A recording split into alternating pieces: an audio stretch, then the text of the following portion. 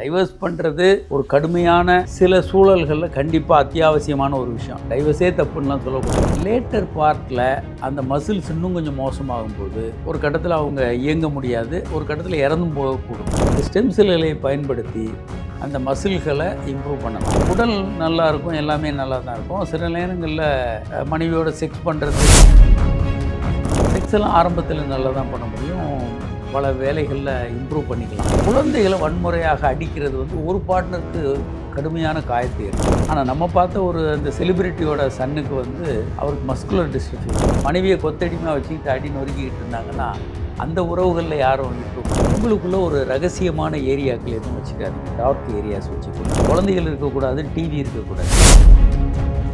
ஒரு பிரச்சனைகள் அவங்களுக்குள்ள திரும்ப திரும்ப சண்டைகள் வந்துக்கிட்டே இருந்ததுன்னா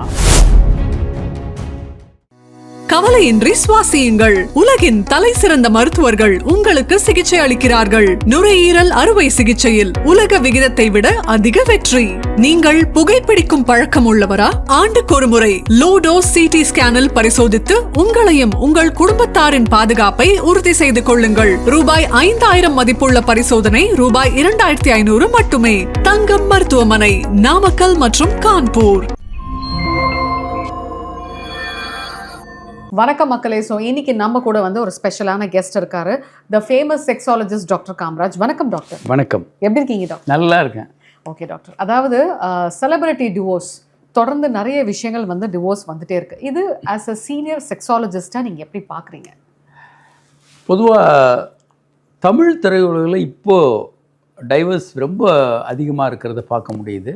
முன்ன எப்போதையும் விட இப்போ அதிகம். உலகத்தில் டைவர்ஸ் ரேட்டு எல்லாமே அதிகமாகிக்கிட்டு இருக்கு. இந்தியாவிலையும் 2 மடங்கு ஆகுது. இப்போ சென்னை ஹைகோர்ட்டில் ஃபைல் ஆகிற டைவர்ஸ் கேஸு ஒவ்வொரு வருடமும் டபுள் ஆகிக்கிட்டே இருக்குது. ஆனால் செலிப்ரிட்டிஸோட டைவர்ஸ் வந்து மற்ற எல்லாரையுமே பாதிக்குது. அவங்க நியூஸ் படிக்கிறவங்க அது அவங்களும் டைவர்ஸ் பண்ணுறத எளிமையாக எடுத்துக்கிறாங்க. டைவர்ஸ் பண்ணுறது ஒரு கடுமையான சில சூழல்களில் கண்டிப்பாக அத்தியாவசியமான ஒரு விஷயம். டைவர்ஸே தப்புன்னெலாம் சொல்லக்கூடாது. ஏன்னா ஒரு கொடுமையான வாழ்க்கையிலேருந்து வெளியே வர்றதுக்கு பெண்களுக்கு அது ஒரு முக்கியமான விஷயம். பல நேரம் ஆண்களுக்கும் கூட அது ஒரு விஷயம். ஆனால் சின்ன சின்ன விஷயங்களுக்கு விவாகரத்துக்கள் அப்படின்றது ஆபத்தானது. அது பல்வேறு சிக்கல்களை கொண்டு வரும். குழந்தைகளெல்லாம் கடுமையாக பாதிக்கும். குழந்தைகளை எப்படி பாதிக்கும் நம்ம நம்பணும்னு பார்த்தோன்னா பல பேர் டைவர்ஸே பண்ண மாட்டாங்க. அந்த அளவுக்கு கடுமையாக அது குழந்தைகளை பாதிக்கும். உலக அளவில் மிகப்பெரிய ஒரு ஆய்வு நடத்தினாங்க. divorce.com மிகப்பெரிய ஒரு ஆய்வு நடத்தினாங்க. என்னென்ன காரணங்களால் டைவர்ஸ் பண்ணிக்கிறாங்க அப்படின்னு. இது உலக அளவில் எடுக்கப்பட்ட ஒரு ஆய்வு. ஒரு காரணம் மட்டுமே அப்படின்னு இல்லை, சில நேரங்கள் ஒன்றுக்கு மேற்பட்ட காரணங்கள் இருக்கும். அந்த மாதிரி பார்க்கும்போது என்ன காரணங்கள் அப்படின்னு அந்த ஆய்வுகளில் பார்த்தப்போ நம்பர் 1 காரணம் வந்து கமிட்மெண்ட் இல்லாமல் இருக்கிறது. திருமணத்தில் ஒருத்தர் வந்து உயிரை கொடுத்து அதை நல்லா நடந்துக்குவாங்க, அந்த திருமணத்தை காப்பாற்றுவாங்க. இன்னொருத்தர் ரொம்ப கேர்லெஸ்ஸாக தன் பங்குக்கு எதுவுமே கமிட்மெண்ட்டே இல்லாமல் அதில் ஒரு பொறுப்பு இல்லாமல் நடந்துக்குவாங்க. இது 75% பேர் இந்த காரணங்களுக்காக டைவர்ஸ் சொல்லியிருக்காங்க, கமிட்மெண்ட் இல்லை அப்படின்னு. அடுத்து ரொம்ப அதிகமான ஒரு விஷயம் வந்து திருமணத்திற்கு வெளியேயான உறவு, இன்ஃபிடாலிட்டி. இது வந்து 59.6% பேர் இது ஒரு காரணமாக சொல்லியிருக்காங்க.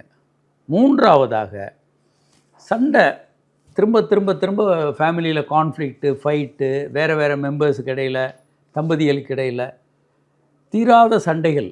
இது வந்து ஒரு 57.7% பேர். ஃபைனான்ஷியல் இஷ்யூஸ், அதில் வரக்கூடிய பல்வேறு சண்டைகளில் ஒரு 36% பேர் விவாகரத்துகள் பண்ணிக்கிறாங்க. அடுத்து முக்கியமாக இந்தியா போன்ற நாடுகளில் ஆல்கஹால், போதை மருந்துகள், சில நேரங்களில் வேறு விஷயங்கள், இதிலே வந்து இந்த சூதாடி பணத்தை சுத்தமாக இழந்துடுறது, பல்வேறு வகையான அடிக்ஷன்ஸ், செக்ஸ் அடிக்ஷன்ஸ். இந்த டைகர் வுட்டெல்லாம் அப்படி தான் விவாகரத்தானார். உலகத்திலே நம்பர் 1 பணக்காரர், நம்பர் 1 பணம் சம்பாதிச்சவர் இந்த கால்ஃபில். இவர் நம்பர் 1 ஆட்டக்காரரும் கூட. உலகத்தில் போகிற இடங்கள்லாம் அங்கே இருக்க பெண்களோட உறவு வச்சுக்கிறது, அந்த மாதிரி ஒரு பழக்கம் இருந்ததுனால அவங்க ஒய்ஃப் அவரை டைவர்ஸ் பண்ணாங்க. அப்புறம் செக்ஸ் அடிக்ஷனுக்கு அவருக்கு ட்ரீட்மெண்ட்லாம் கொடுத்தாங்க செக்ஸாலஜிஸ்ட். அது ஒரு காரணம். Addictions, any type of addictions, முக்கியமாக ஆல்கஹால் அண்ட் ட்ரக்ஸ். அடுத்து வந்து வயலன்ஸ். நம்ம ஊரில் வந்து பெண்களை அடிக்கிறது, இந்த ஆல்கஹால் சாப்பிட்டு வந்து அடித்து நொறுக்கிறது, இந்த மாதிரி இருக்கும். சில நேரங்களில் ஆண்களை திருப்பி அதே மாதிரி அடிக்கலாம், பிரச்சனை குடும்பத்தில். சில நேரங்களில் குழந்தைகளை வன்முறையாக அடிக்கிறது வந்து ஒரு பார்ட்னருக்கு கடுமையான காயத்தை ஏற்படும். பொதுவாக பெரும்பாலும் பெண்கள் மீதான வயலன்ஸு, மற்ற வயலன்ஸும் உட்பட்டு பார்த்தோன்னா 23.5% பேர் இந்த மாதிரி. Severe diseases. நான் இப்போ முந்தா நாள் ஒரு பேஷண்ட் பார்த்தேன். தம்பதிகள் திருமணம் ஆகியிருக்காங்க. கொஞ்ச நாள் கழித்து ஒருத்தருக்கு வந்து ஹெச்ஐவி பாசிட்டிவ்னு டயக்னோஸ் ஆகலாம், இல்லை வேறு ஒரு இப்போது இவர் எடுத்துக்கோங்க, ஸ்டீஃபன் ஹாக்கிங். அவர் வந்து மஸ்குலர் டிஸ்ட்ரஃபி. அவர் திருமணமாகி குழந்தைங்களாம் அவருக்கு இருக்குது. அவருக்கு ஒரு கட்டத்தில் வந்து அவர் வீல் சேர்லேயே இருக்க வேண்டிய கட்டாயம் ஆயிடுச்சு. அவரால் நடக்க முடியல, எதுவும் பண்ண முடியல. மிகப்பெரிய சிந்தனையாளன், ஆனாலும் கூட அவர் நடக்கக்கூட முடியல. அப்போ அவங்க மனைவி வந்து அவரை டைவர்ஸ் பண்ணிட்டு போனாங்க. இது நமக்கு வெளியிருந்து பார்க்க ஒரு மாதிரியாக இருக்கும், ஆனால் அவருடைய மனைவியாக வாழ்கிறது உண்மையிலே சிரமமான விஷயந்தான். ஏன்னா வீல் சேரை விட்டு எந்திரிக்க முடியாத ஒருவருக்கு வந்து மனைவியாக இருக்கிறதுன்றது எப்படி இருக்கும்ன்றது சிக்கலான விஷயம். ஆனால் இந்த மாதிரியான தவிர்க்க முடியாத காரணங்களால் சீரியஸ் டிசீஸ் இதுக்கு டைவர்ஸ் பண்ணுறவங்க வந்து 18.2%. சார், ஒரு சின்ன சந்தேகம். இப்போ நீங்கள் சொன்னீங்க இல்லையா, அது மாதிரி வந்துட்டு உட்காந்துட்டே இருக்கிறது வந்து ரொம்ப கஷ்டம். அது மாதிரி நிறைய செலிபிரிட்டிஸோட பசங்க கூட இப்போ வந்து ஒருத்தர் மேரேஜ் பண்ணியிருக்காரு. ஸோ அவருக்கும் இந்த மாதிரியான விஷயங்கள், அவர் வந்து அதிலே தான் உட்காந்துட்டு இருக்கணும். அப்போ அவங்களுக்கு வந்து இல்லற வாழ்க்கையில் தடை வராதா? மேடம், அதான் அது என்ன காரணம் அப்படின்னு பார்க்கணும். மஸ்குலர் ப்ராப்ளம், மசில் டிசீசஸில் வந்து ஆரம்ப கட்டத்தில் அவங்க செக்ஸ் எல்லாம் பண்ண முடியும். ஸ்டீஃபன் ஹாக்கிங் குழந்தைலாம் இருக்குது, செக்ஸ் எல்லாம் நல்லா பண்ண முடியும். லேட்டர் பார்ட்டில் அந்த மசில்ஸ் இன்னும் கொஞ்சம் மோசமாகும்போது ஒரு கட்டத்தில் அவங்க இயங்க முடியாது, ஒரு கட்டத்தில் இறந்தும் போகக்கூடும். நல்ல பராமரிப்பு இல்லாமல் போச்சுன்னா. மிகுந்த நல்ல பராமரிப்பு எல்லாம் இருந்தால் ஓரளவுக்கு இப்போ ஸ்டெம் செல்லெல்லாம் வந்துருச்சு. இந்த ஸ்டெம் செல்களை பயன்படுத்தி அந்த மசில்களை இம்ப்ரூவ் பண்ணலாம், அவருடைய பாடியையும் ஓரளவுக்கு ஸ்ட்ரென்த் இம்ப்ரூவ் பண்ணலாம். அது ஒரு பக்கம். இன்னொரு பக்கம் வேறு நோய்கள் இருக்கலாம். வேறு நோய்கள்னால் பல நோய்கள் இப்படி பிரச்சனைகளை கொண்டு வரும். அப்போ என்ன நோய், அதில் மசில் டிஸ்ட்ரோஃபின்னு எடுத்துக்கிட்டோன்னா அதில் நிறைய வெரைட்டிஸ் இருக்குது. ஒவ்வொரு வெரைட்டிக்கும் இவ்வளவு காலம் இவங்க இப்படி இருப்பாங்க, இவ்வளவு காலம் உயிர் வாழ்வாங்க, ஆவரேஜாக இவ்வளவு நடமாட முடியும், இப்படிலாம் கணக்கு இருக்குது. ஒவ்வொரு மஸ்குலர் டிஸ்ட்ரஃபிக்கும் ஒரு கணக்கு இருக்குது. அதில் நிறைய ஆயிரக்கணக்கான வெரைட்டி இருக்குது. இதை தவிர சில பேருக்கு வந்து மூளையில் பிரச்சனை இருக்கும். ஏடிஹெச்டின்னு சொல்லுவோம், இந்த ஆட்டிசம் அந்த மாதிரி. இவங்க வந்து உடல் நல்லா இருக்கும், ஆனால் மனநிலை வந்து சரியாக இருக்காது. இவங்களுக்கு உடல் நல்லா இருக்கும், எல்லாமே நல்லா தான் இருக்கும். சில நேரங்களில் மனைவியோட செக்ஸ் பண்ணுறது இதெல்லாம் சிரமங்கள் இருக்கும். பட் அவருக்கு வந்து சில ட்ரீட்மெண்ட் கொடுத்து ஹெல்ப் பண்ண முயற்சி பண்ணலாம். ஆனால் நம்ம பார்த்த அந்த செலிபிரிட்டியோட சன்னுக்கு வந்து அவருக்கு மஸ்குலர் டிஸ்ட்ரஃபி தான், மசில்ஸில் தான் பிரச்சனை. செக்ஸ் எல்லாம் ஆரம்பத்தில் நல்லா தான் பண்ண முடியும், பல வேலைகளில் இம்ப்ரூவ் பண்ணிக்கலாம். நல்ல ட்ரீட்மெண்ட் கொடுத்தோன்னா அவங்க நீண்ட நாள் உயிர் வாழ முடியும், ஓரளவுக்கு ஆக்டிவாகவும் இருக்கலாம். ஆனால் வீல் சேரில் தான் போக வேண்டியது இருக்கும். அதை ஏற்றுக்கொண்டு தான் அந்த பெண்கள் திருமணம் செய்ய வேண்டியது இருக்கும். எனக்கு இன்னொரு முக்கியமான டவுட்ஸ், அதாவது இன்றைய காலகட்டத்தில் இப்போது நிறைய விஷயங்கள் நம்மளை இன்ஃப்ளூயன்ஸ் பண்ணுறது என்ன அப்படின்னு பார்த்தீங்கன்னா இந்த சோஷியல் மீடியா தான். லைக் ஒரு சின்ன ஒரு சோப்பாக இருக்கட்டும், லிப்ஸ்டிக்காக இருக்கட்டும், சாரீ, இந்த மாதிரி சொல்லிக்கிட்டே போகலாம். They are called public influences are செலிப்ரிட்டிஸேன்னு சொல்லலாம். ஸோ இந்த மாதிரி இன்ஃப்ளூயன்சஸ், செலிப்ரிட்டிஸ் எல்லாம் டிவோர்ஸை பண்ணிக்கிட்டே இருந்தோம்னா அப்போ பார்த்துக்கிட்டு வரக்கூடிய யங்ஸ்டர்ஸுக்கு வந்து இவங்களே பண்ணிட்டாங்க, அப்போ நம்மளும் பண்ணிக்கலான்ட்டு சட்டுன்னு அப்போ எல்லாத்துக்குமே அவங்க டிவோர்ஸுக்குன்னு போக ஆரம்பிச்சிட்டாங்கன்னா அது ராங் எக்ஸாம்பிள் ஆகிடுது சார். இல்லை, அதுதான் சொல்கிறேன். அந்த டைவோர்ஸ் பண்ணுறதுல செலிப்ரிட்டிஸ் நிறைய, அதுவும் இந்த மாதிரி பத்திரிகைகளில் வர்றது கடுமையான இன்ஃப்ளூயன்ஸ் உண்டு பண்ணும். இதுக்கு ஒரு பெரிய எக்ஸாம்பிள் இருக்குது. ஒரு சிட்டியில் வந்து தற்கொலை ரொம்ப அதிகமாக இருந்தது, ரொம்ப பேர் தற்கொலை பண்ணிக்கிட்டே இருந்தாங்க. அதுவும் குடும்பங்களில் இதை பண்ணிகிட்டே இருப்பாங்க. ஒருத்தர் பண்ணால் இன்னொருத்தர் பண்ணுறது ஈஸியாக இருக்கும். அப்போ என்ன பண்ணாங்கன்னா ஒரு 5 வருடங்கள் தற்கொலை பற்றிய எந்த செய்திகளையுமே வெளியிடாமல் அப்படி வந்ததுன்னா அதை பற்றி செய்திகளே வராமல் பார்த்துக்கிட்டாங்க, பத்திரிகைகளில், மீடியாக்களில். தற்கொலை வெகுவாக குறைஞ்சிது. ஓ டிராஸ்டிக்கான ட்ராப் இருக்குது. இதெல்லாம் சயின்டிஃபிக் எவிடன்ஸோடு நீங்கள் கூகுள் சர்ச் பண்ணாலே கிடைக்கும். ப்ரூவன். ஏற்கனவே பேப்பர்ஸ் நிறைய இருக்குது, இந்த பற்றிய டீட்டெயில்ஸ் எல்லாம் நிறைய இருக்குது. அதுபோல் இந்த டைவர்சஸ் தேவைங்க. நியாயமான அப்படின்னா ஒரு கடுமையான வன்முறை, கணவன் அடித்து நொறுக்கிக்கிட்டு இருக்காரு, கடுமையான வன்முறையில் வச்சுக்கிட்டு இருக்காங்க. வேலை வாய்ப்பு தேவை தான். கொத்தடிமையாக வச்சுக்கிட்டு வேலை வாய்ப்புன்னு சொன்னாங்கன்னா அது வேலை வாய்ப்பு இல்லை. அதனால் மனைவி கணவன் சமமாக இல்லாமல் மனைவியை கொத்தடிமையாக வச்சுக்கிட்டு அடி நொறுக்கிக்கிட்டு இருந்தாங்கன்னா அந்த உறவுகளில் யாரும் இருக்கக்கூடாது. ஆனால் சின்ன சின்ன காரணங்களை வச்சுக்கிட்டு விவாகரத்துக்களுக்குள்ளே போகிறவங்க நாங்கள் தப்புன்றோம். ஏன் அப்படின்னா இவங்க வேகமாக முடிவெடுக்கிறாங்க. இவங்களுக்குள்ள கருத்து வேறுபாடுகள் வரலாம், பல பிரச்சனைகள் வரலாம். எக்ஸப்ட் சில முக்கியமான HIV தொற்று, இல்லை திருமணத்திற்கு வெளியே உறவு, இந்த மாதிரி சீரியஸான விஷயங்களை விட்டுட்டு சாதாரண விஷயங்களெல்லாம் கவுன்சிலிங், தெரப்பி இப்படின்னு வேறு விஷயங்கள் இருக்குது. ஒரு பிரச்சனைகள் அவங்களுக்குள்ள திரும்ப திரும்ப சண்டைகள் வந்துக்கிட்டே இருந்ததுன்னா உடனே நம்ம இதை வெறுத்து போய் டைவர்ஸ் தான் பண்ணணும்னு இல்லை.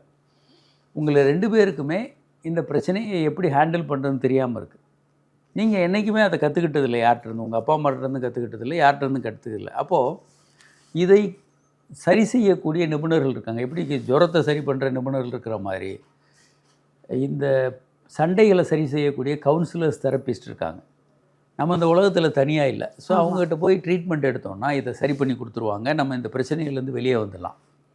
அப்படி இல்லாமல் நேரடியாக டைவர்ஸ் போகிறது, இந்த சண்டை இவங்க கூட வாழவே முடியாதுன்னு போகிறது அபத்தமானது, எந்த முயற்சியும் இல்லாமல். 2வது ஒரு முக்கியமான விஷயம் நாங்கள் என்ன சொல்கிறோன்னா, நாம் ஒரு டிரான்சிஷன் ஸ்டேட்டில் இருக்கோங்க. எப்படின்னா முன்னால் கணவன், நம்ம அப்பா அம்மாவை நான் பார்த்து வளர்ந்தோம். அப்பா வேலைக்கு போவார், அம்மா வீட்டில் ஹவுஸ் ஒய்ஃபாக இருப்பாங்க. அவங்களுக்கு எந்த பவரும் இருக்காது. அப்பாவோட பினாமியாக இருப்பாங்க. அப்பா ஒரு கையெழுத்து போட சொன்னால் ஒரு லேண்டு வாங்குற கையெழுத்து போடுவாங்க, விற்க சொன்னால் கையெழுத்து போடுவாங்க. ஆனால் இன்றைக்கி பெண்கள் வேலைக்கு போகிறாங்க, ஆண்களுக்கு சமமாக படிச்சிருக்காங்க, இல்லை சமமான சம்பளம் வாங்குறாங்க, சில நேரம் அதிகமாக வாங்குறாங்க. இந்த சூழலில் சொசைட்டியினுடைய பெண்கள் ரோல் மாறி போயிருக்கு. அப்போது அந்த விதிகள் மட்டும் இன்னும் மாறாமல் பழைய விதிகளை வச்சுக்கிட்டு எங்கள் அம்மா எங்கள் அப்பா கிட்ட நடந்துக்கிட்ட மாதிரி என்னை விட அல்லது எனக்கு ஈக்குவலாக சம்பளம் வாங்கக்கூடிய மனைவி என்கிட்ட அப்படி தான் நடந்துக்கணும், எங்கள் அம்மா நடந்துக்கிட்ட மாதிரி நினச்ச மாதிரி இளைஞர்கள் இருக்காங்க. ஏன்னா இது ஃபஸ்ட்டு ஜென்ரேஷன். பெண்கள் எல்லாம் வேலைக்கு போயிட்டு சம்பாதிக்கிறது. இந்த ரோல் ஆஃப் த ஃபீமேல் இந்த சொசைட்டி மாறும்போது இந்த விதிமுறைகள் இன்னும் மாறலை. பழைய விதிமுறைகளை வச்சுக்கிட்டே நம்ம ஓட்டிகிட்ருக்கோம். அப்போது இந்த ஆண்களுக்கு குழப்பம் இருக்குது. ஏன் என் ஒய்ஃப் எங்கள் அம்மா மாதிரி இல்லை, இப்படி என் கூட எப்போ சண்டை போட்டுட்ருக்கா, பிரச்சனை பண்ணிக்கிட்டே இருக்கா அப்படின்ற ஒரு கட்டம் இருக்குது. இது ஒன்று. 2வது பயாலஜிக்கலாக சில ரீசன்ஸ் இருக்குது. முன்னால் ஒரு 200 ஆண்டுகளுக்கு முன்னால் சராசரி வயது 26 வருஷம். 13 வயசில் கல்யாணம் பண்ணிவிடுவாங்க, 4-5 குழந்தை, 10 குழந்தை பெற்றுக்குவாங்க. அவங்க ரொமான்டிக்காக இருக்கும்போதே செத்து போயிடுவாங்க ஒருத்தர். அதுவும் ஆண்கள் வார், நோய்கள், பட்டினி. நம்ம சுதந்திரம் அடைக்கும்போது நமக்கு சராசரி வயது 46 வருடங்கள். இன்றைக்கி 72 வருடங்கள் இந்தியர்களுக்கு சராசரி. ஜப்பானில் பெண்ணாக பிறந்திருந்தால் 87 வருடம். அப்போது இவங்க நீண்ட காலம் வாழ்கிறாங்க. நீண்ட காலம் வாழும்போது இவங்களுக்குள்ள ரொமான்ஸ் எல்லாம் மடிஞ்சு போய் ஒரு சண்டைகள், சச்சரவுகள் நீண்ட நாள் தொடர்ந்து வாழும்போது வரக்கூடிய பல்வேறு ஃபெட்டிக்கு, நல்ல ஒரு போர்டமெல்லாம் வர ஆரம்பிச்சிருது. இன்னும் ஒரு பிரச்சனை புதுசாக இப்போ வந்திருக்கு, எம்டி நெஸ்ட் சிண்ட்ரோம். இது என்னென்னா, ஒரு 50-60 வருடங்களில் 2 குழந்தைகளுக்கும் கல்யாணம் பண்ணி 2 பேரும் அமெரிக்கா, ஆஸ்திரேலியாவில் போய் செட்டில் ஆயிடுவாங்க. புருஷன் பொண்டாட்டி ரிட்டையர் ஆகி வீட்டில் உட்காந்துருப்பாங்க. இவங்களுக்குள்ளே புதுசாக சண்டை வரும். நீ அதை செய்ய, நான் இதை செய்ய அப்படின்னு சொல்லி இவங்களுக்குள்ளே இந்த ஆளோட வாழவே முடியாதியா அப்படின்னு சொல்லி இந்த மாதிரி டைவர்ஸு பெண்கள் இனிஷியேட் பண்ணுறாங்க. இது எம்டி நெஸ்ட் சிண்ட்ரோம் அப்படின்னு சொல்கிறோம். அப்போது இந்த சமுதாய சூழல் மாறுது. ஒன்று, நீண்ட நாள் வாழ்கிறாங்க தம்பதிகளாக. 2வது, சொசைட்டியில் பெண்களோட ரோல் மாறி இருக்குது. சமுதாயத்தில் அந்த ரூல்ஸ் எதுவும் மாறலை. இன்னும் ஜனங்க வாலிபர்களுக்கு அந்த புரிதல் இல்லை. இப்படி பல்வேறு காரணங்கள் உள்ளே வரும்போது இந்த பிரச்சனைகள் விவாகரத்துக்கள் அதிகமாக இருக்குது. ஸோ விவாகரத்துக்களே கூடாது என்பதல்ல, தேவைப்படும் போது ரொம்ப டொமஸ்டிக் வயலன்ஸ், ட்ரக் அப்யூஸ் அதே மாதிரி தீராத நோய்கள், திருமணத்திற்கு வெளியே உறவு போன்ற காரணங்கள் தவிர்க்கப்படணும். அதில் ஈடுபட்டால் வேறு வழி இல்லை, அதுலேருந்து வெளியே வர்றது தான் நல்லது. இப்போ இந்த செலிபிரிட்டிஸ் எல்லாம் டிவோர்ஸ் பண்ணுறாங்க இல்லையா சார்? ஸோ இவங்களுக்குள்ள வந்து ப்ராப்பரான அந்யூன்யமோ இல்லை வந்து எங்கேயாவது ஒரு இடத்துல லேக் இருக்கும்னு நினைக்கிறீங்களா? இல்லை, பல காரணங்கள் இதில் இருக்குங்க.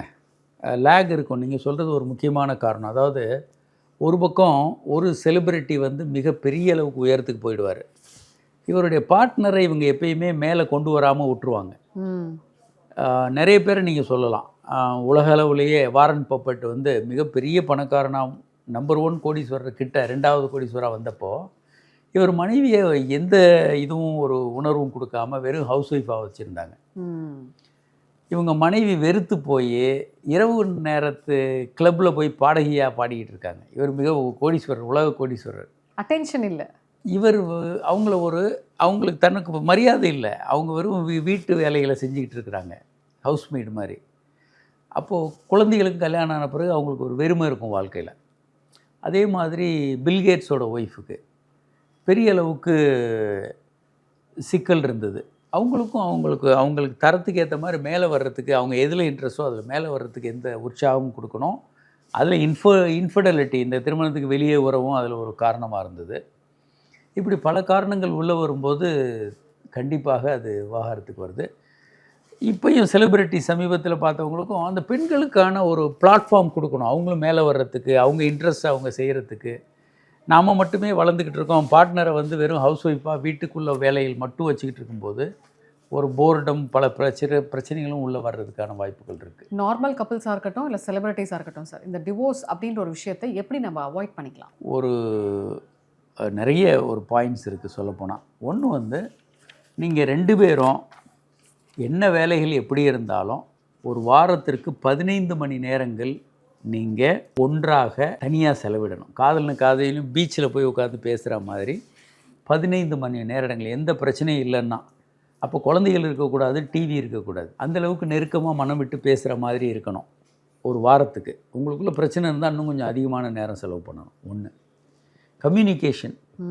நடக்கிற எல்லா விஷயங்களையும் ஓப்பனாக பேசுங்க. உங்களுக்குள்ளே ஒரு ரகசியமான ஏரியாக்கள் எதுவும் வச்சுக்காதீங்க. டார்க் ஏரியாஸ் வச்சுக்கூடாது. நான் என் செல்ஃபோனை காட்ட மாட்டேன், நான் யாரோட பேசுகிறேன்னு சொல்ல மாட்டேன் அப்படின்லாம் ஒரு டார்க் ஏரியாஸ் வச்சுக்கிட்டிங்கன்னா அது பல நேரங்களில் தவறு வரும். இப்போ ஆஃபீஸில் வேலை செய்கிறவங்களோட நீங்கள் ஒரு க்ளோஸாக இருக்கிறீங்க, அது மனைவிக்கு தெரியாமல் வச்சுக்கிட்டே இருந்தீங்கன்னா ஒரு கட்டத்தில் உங்களுக்குள்ளே ஒரு நெருக்கம் ஏற்பட்டு தவறான உறவு வரலாம். மனைவிக்கு அதே மாதிரி அங்கே ஏதாவது வீட்டுக்கு பக்கத்தில் இருக்கவங்களோட தவறான உறவு வரலாம். பொதுவாக இவங்க 2 பேருமே ஒரு ஹானஸ்ட்டாக இருக்கணும்.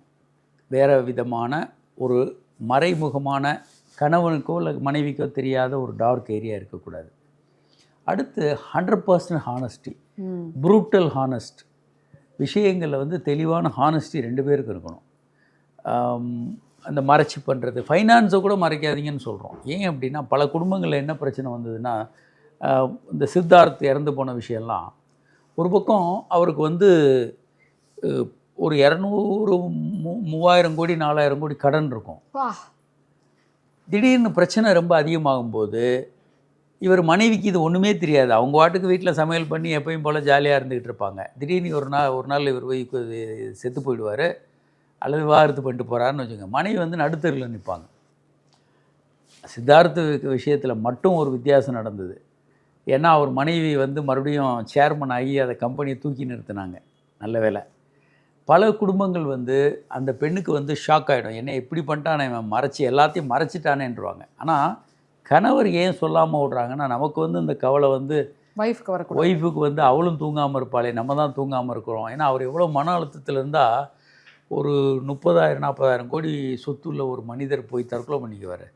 அப்போ அவ்வளோ கடுமையான மன அழுத்தம் இருக்கும்போது இதனால் நீங்கள் ஹானஸ்ட்டாக இல்லாமல் போகிறது தான். முதல்ல நீங்கள் அந்த ஹானஸ்டியை மெயின்டைன் பண்ணுறீங்க. என்ன நடந்தாலும் பார்ட்னர்கிட்ட சொல்கிறோம் அப்படின்ற மாதிரி ஃபைனான்ஷியல், பர்சனல், அஃபிஷியல் எல்லா விஷயங்களும் ஓரளவுக்கு பார்ட்னருக்கு என்ன நடக்குது, எங்கே நிற்கிறோன்றது தெரிஞ்சுக்கிட்டு இருக்கணும்.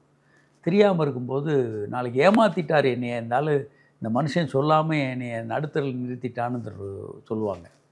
அந்த மாதிரியான விஷயங்கள், communication, honesty, quality time spend பண்ணுறது, இதெல்லாம் இருந்தால் ஓரளவுக்கு பிரச்சனை இல்லாமல் அவங்க Avoid நல்ல ஒரு இன்பமான சந்தோஷமான வாழ்க்கையை வாழ முடியும். Super doctor. நீங்கள் உங்களோட அட்வைஸ், உங்களோட விஷயங்கள்லாம் ரொம்பவே நல்லா இருந்துச்சு. கண்டிப்பாக பார்த்துட்டு இருக்கக்கூடிய கப்புள்ஸ் எல்லாருக்குமே வந்து இது வந்து ரொம்பவே யூஸ்ஃபுல்லாக இருக்கும்னு நினைக்கிறேன். வணக்கம். கவலையின்றி சுவாசியுங்கள். உலகின் தலை சிறந்த மருத்துவர்கள் உங்களுக்கு சிகிச்சை அளிக்கிறார்கள். நுரையீரல் அறுவை சிகிச்சையில் உலக விகிதத்தை விட அதிக வெற்றி. நீங்கள் புகைப்பிடிக்கும் பழக்கம் உள்ளவரா? ஆண்டுக்கு ஒரு முறை லோ டோஸ் சிடி ஸ்கேனில் பரிசோதித்து உங்களையும் உங்கள் குடும்பத்தாரின் பாதுகாப்பை உறுதி செய்து கொள்ளுங்கள். ரூபாய் 5000 மதிப்புள்ள பரிசோதனை ரூபாய் 2500 மட்டுமே. தங்கம் மருத்துவமனை, நாமக்கல் மற்றும் கான்பூர்.